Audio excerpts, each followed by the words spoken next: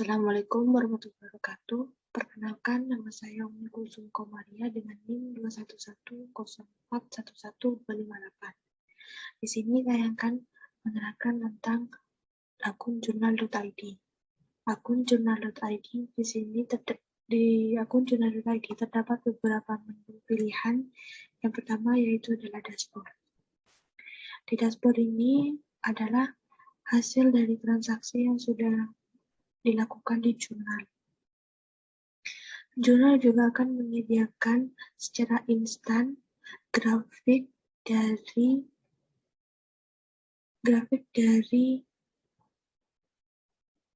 kegiatan transaksi perusahaan yang kita jalani. Di grafik ini kita dapat mengatur periodenya, bisa bulanan, harian, mingguan, ataupun tahunan.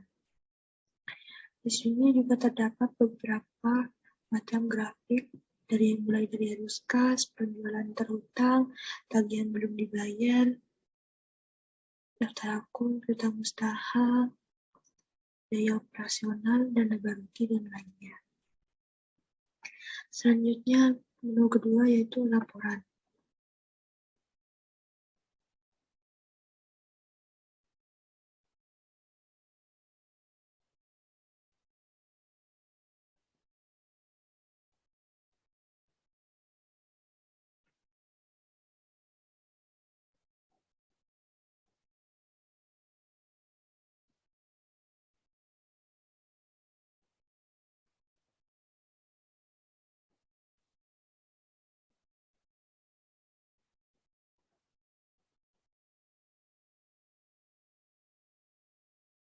Di menu laporan ini ada beberapa yang disajikan, seperti sekilas bisnis.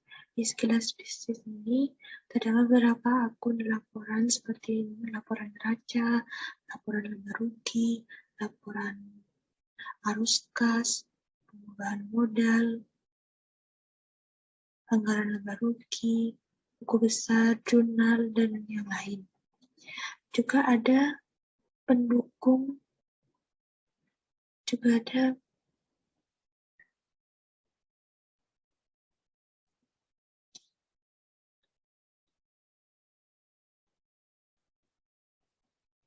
di laporan ini juga terdapat, selain sekilas bisnis, juga terdapat penjualan. Di penjualan ini, kita juga dapat bisa melihat dari daftar penjualan, laporan penghitungan pelanggan, laporan pengiriman penjualan, penjualan per pelanggan, usia piutang, penjualan per produk, dan yang lainnya. Juga terdapat pembelian.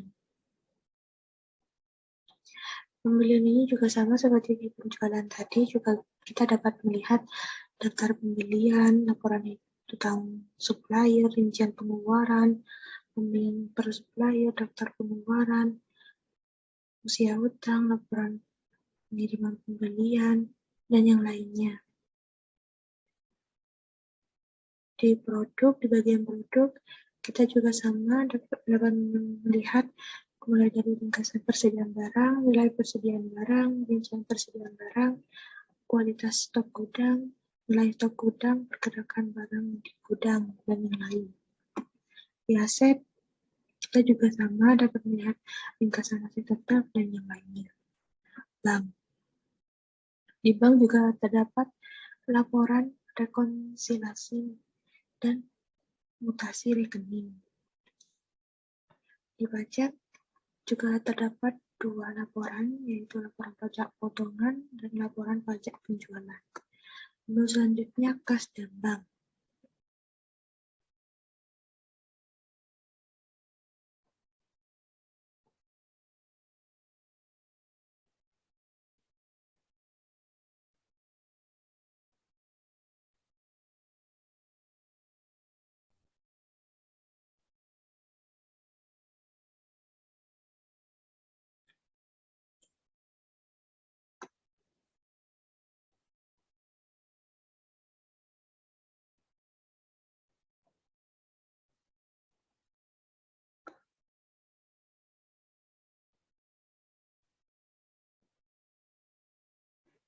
Di bagian menu kas dan bank, di sini kita dapat melihat seperti di sini akan dijelaskan bank apa saja yang akan kita mendapat bank apa saja. Di sini dia harus kas dan bank. Di sini kita dapat melihat bank apa saja yang kita dapat.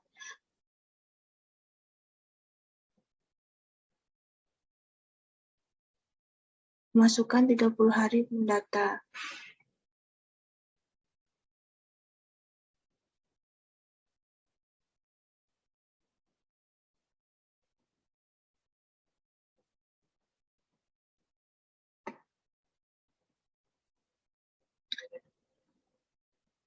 Di kas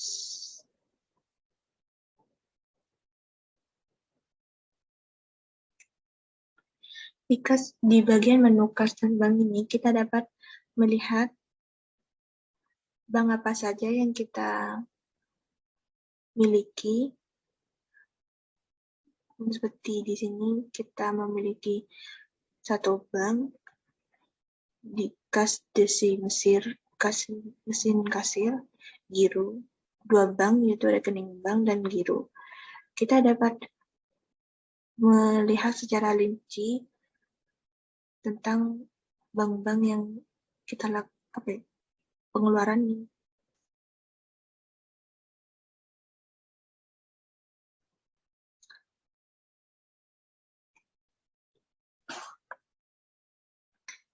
Kita juga bisa melihat secara rinci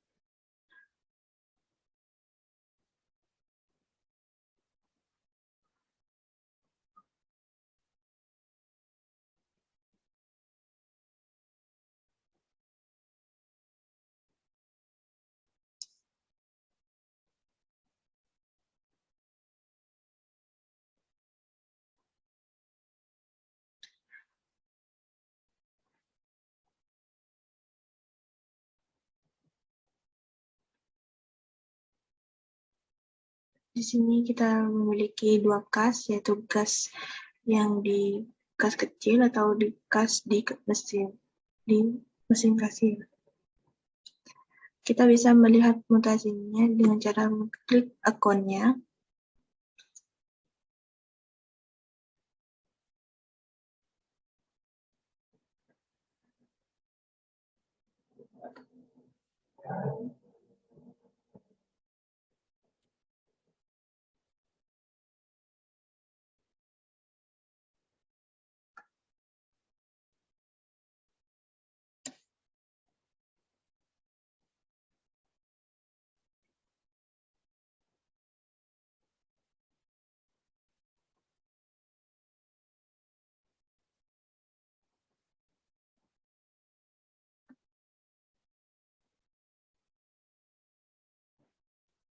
Nah, seperti ini.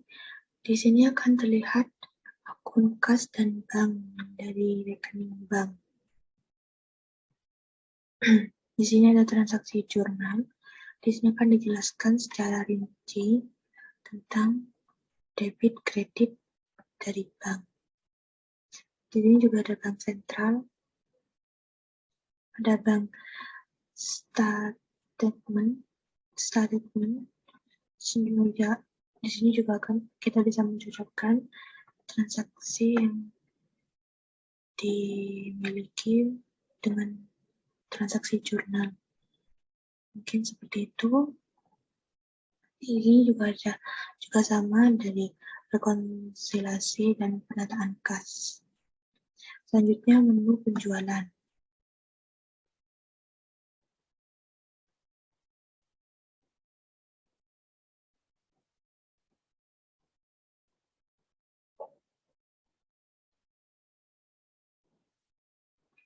Dari menu penjualan akan diberikan informasi penjualan belum dibayar. Di penjualan belum dibayar ini berarti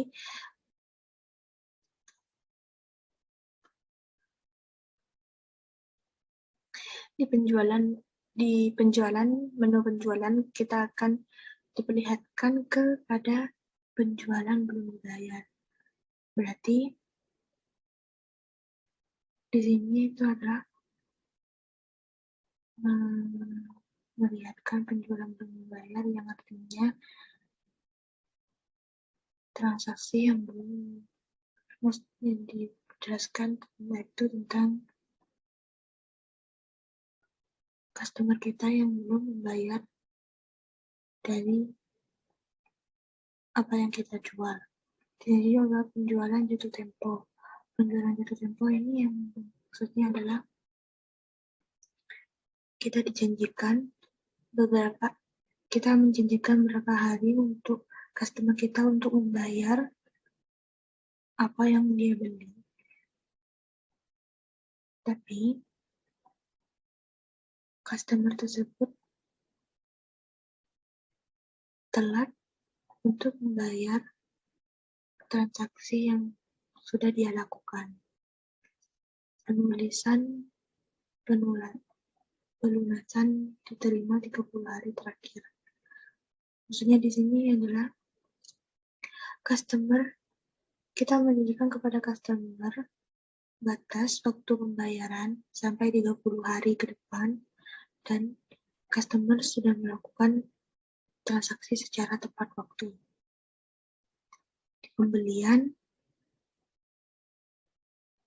Menu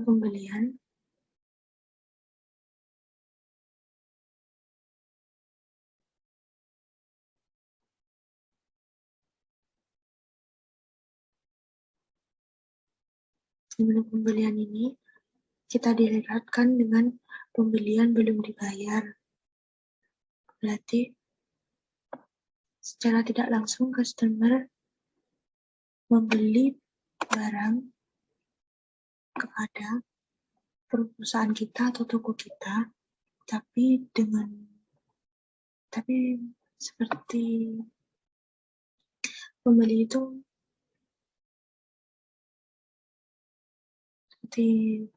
sedang mengutang. Pembelian jatuh tempo sama seperti yang tadi, yaitu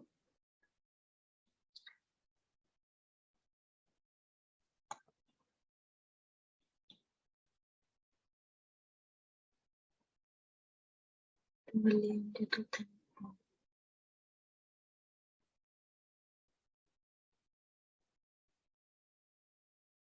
Pembelian jatuh tempo itu seperti kita menjanjikan kita akan membeli barang ini selama 1 minggu. Diberi waktu selama 1 minggu, tapi kita telat untuk membelinya. Yaitu dinamakan pembelian jatuh tempo.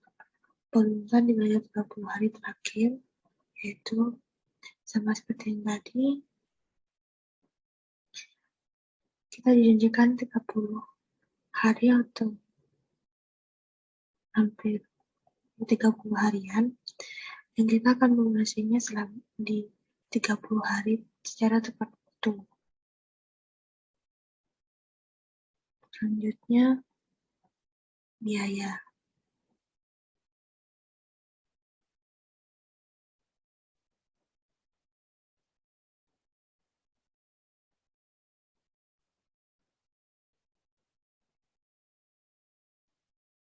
Selain akun-akun ini, kita diperlihatkan dengan secara rinci transaksi pembelian yang kita lakukan. Selanjutnya adalah biaya.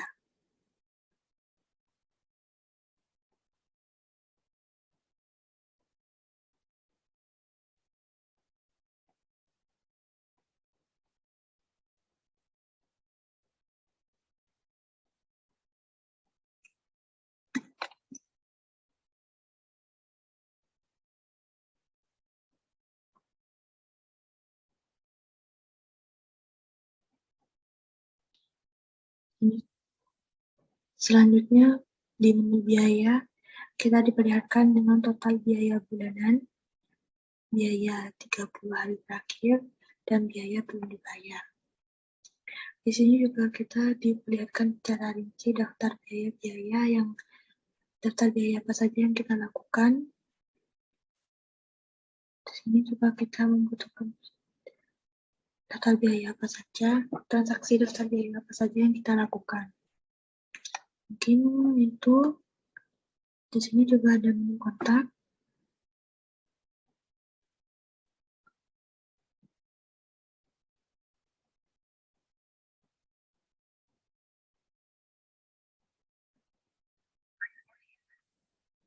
Di menu kontak kita diperlihatkan dengan yaitu kontak pelanggan.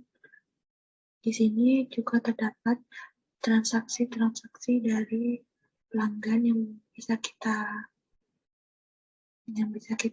lihat di sini. Juga ada piutang belum dibayar, mungkin secara jelasnya diperlihatkan di sini. Intinya di pelanggan ini ada transaksi-transaksi dari para pelanggan yang bisa kita lihat. Di sini juga ada supplier, karyawan, dan lain-lainnya. Di sini juga sama, di supplier ini juga kita bisa melihat secara rinci transaksi-transaksi yang dilakukan dan mungkin bisa kita lihat di sini. Karyawan juga sama, diperlihatkan transaksi yang dilakukan karyawan yang diterima oleh karyawan dan apa saja yang belum dibayar, utang menjadi tempo. Dan selanjutnya adalah produk.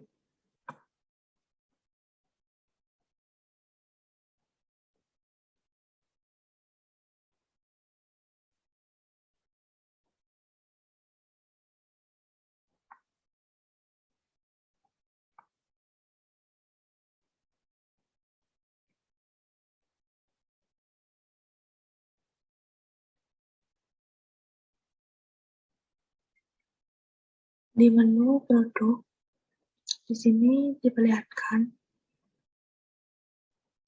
ringkasan jenis barang dan jasa yang kita lakukan.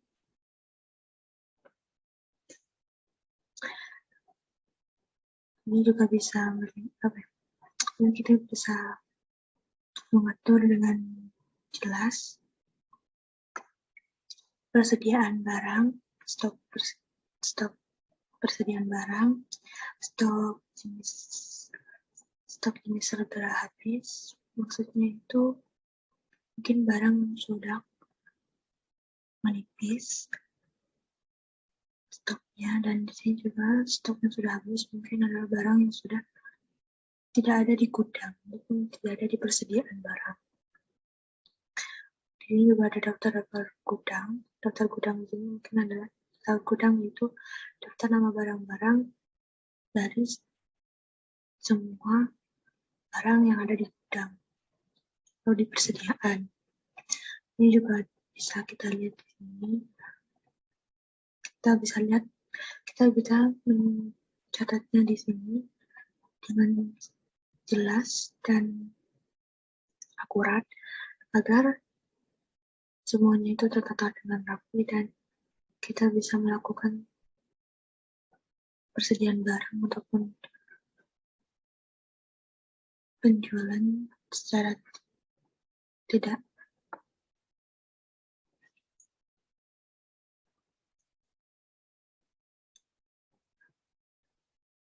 Ini juga diberikan secara jelas tentang barang-barang yang mungkin sudah kita juga bisa mencatat barang apa saja yang kita miliki di sini. Mulai dari harga rata-rata, harga beli terakhir, harga beli, harga jual. Mungkin itu saja. Selanjutnya pengaturan aset.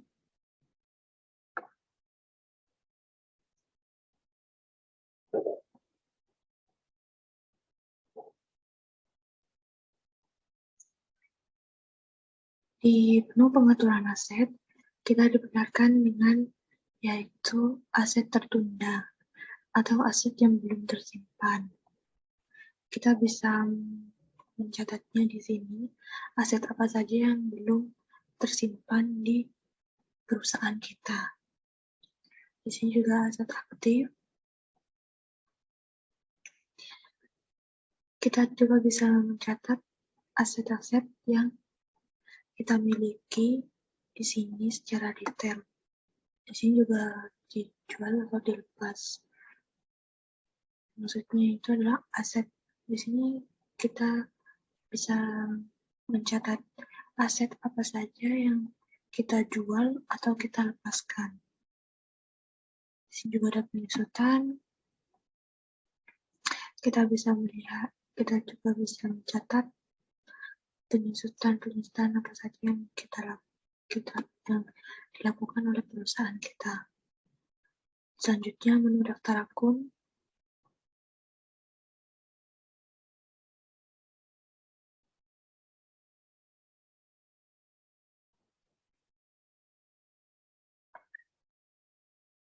Di menu daftar akun, kita diperlihatkan akun apa saja yang kita miliki ataupun yang kita diperlihatkan akun-akun yang kita miliki secara rinci dan jelas. Nah, di sini seperti ada kas, rekening, bank, kas di mesin kasir, giro, dan yang lain-lain. Kita juga bisa mencatatnya secara jelas juga dengan saldo-saldo dari masing-masing akun. Mungkin itu saja penjelasan dari saya. Kurang lebihnya mohon maaf apabila ada kesalahan dari kata-kata saya dari awal. Saya minta maaf. Jadi sekian dari penjelasan saya. Wassalamualaikum warahmatullahi wabarakatuh.